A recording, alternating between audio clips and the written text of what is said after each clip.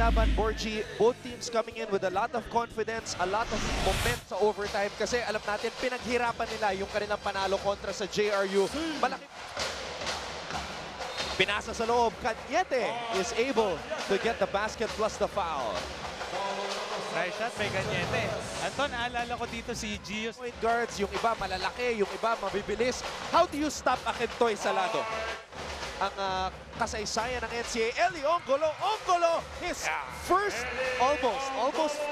That could have been his first dunk, Borgie. Yes, Sasabihin ko na sana first dunk ni Ongolo sa kanyang NCAA career, pero medyo bitin nga lang. Sinigurado niya yung 2 points na yan. Siguro ayaw niya.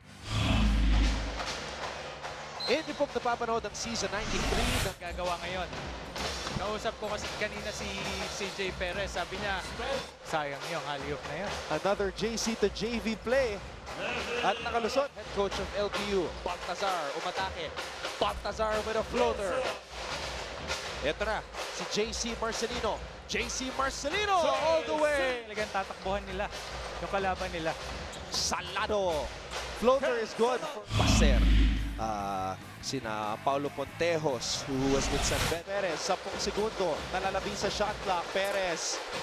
And you know, CJ Perez. Another opportunity para sa Chiefs. Binigay dito kay Nichols. Specialty of the house. Pag nakashoot to ng isa, baka sumunod-sunod na to for him. Kentoy Salado and CJ Perez.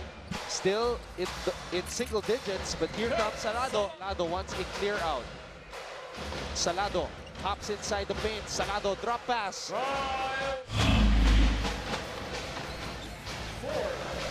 And we are back. So every coach really has his own coaching philosophy, as we see Mike Harizuzu. What a rejection. Speaking of, they have their own philosophy. Si Coach Topex, hinahayaan niya si Coach Perlas na double, pero hindi siya sa assist or sa rebound. Sa block siya. Nagkaroon siya ng 11 blocks.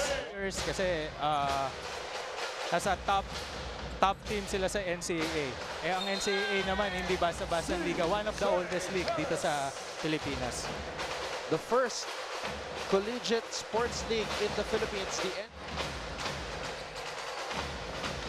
After this, we have San Beda versus Letran as Nichols knocks down that triple.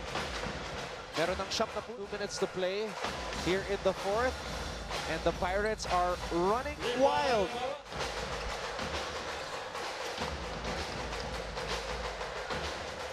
Serrano, umaatake. Binigay dito kay Tansinko. 99 points. An alumnus of San Sebastian, former NCAA champion, but he wants to be a champion coach dito sa LPU. The final, 99.